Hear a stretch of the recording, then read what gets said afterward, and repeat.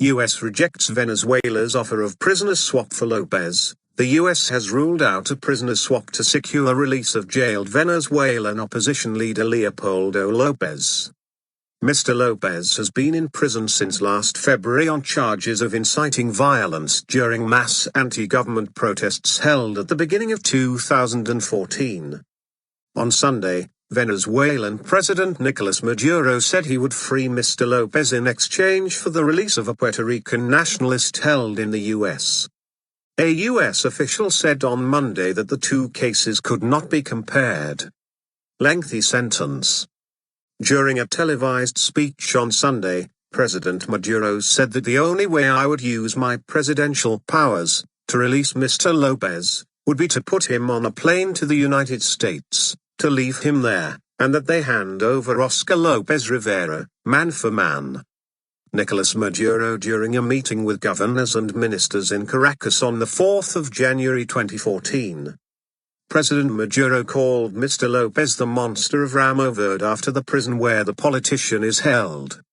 Lopez Rivera, 72, was convicted in 1981 of seditious conspiracy for seeking to secure Puerto Rican independence from the U.S. In 1999, he rejected a conditional offer of clemency which then U.S. President Bill Clinton offered him and a dozen fellow members of the Armed Forces of National Liberation, FALN, armed group. According to U.S. officials, the FALN was involved in more than 100 bombings in New York, Chicago and other U.S. cities. Lopez Rivera was sentenced to 55 years. Another 15 years were later added to his sentence for attempting to escape from prison. At the time of his clemency offer, President Clinton argued the sentences given to FALN members were out of proportion with their offenses. According to his lawyer, Lopez Rivera rejected the offer because it had not been extended to all jailed FALN members. No comparison. U.S. State Department spokeswoman Jen Psaki said the case of Mr. Lopez and Lopez Rivera could not be compared.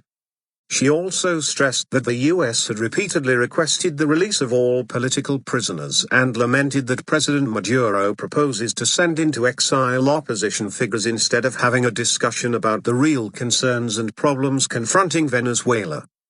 Leopoldo Lopez of the opposition Popular Will Party handed himself into the authorities on the 18th of February amidst a wave of anti-government protests. The government says Mr. Lopez was key in whipping up the protests in which more than 40 people from both sides of the political divide died.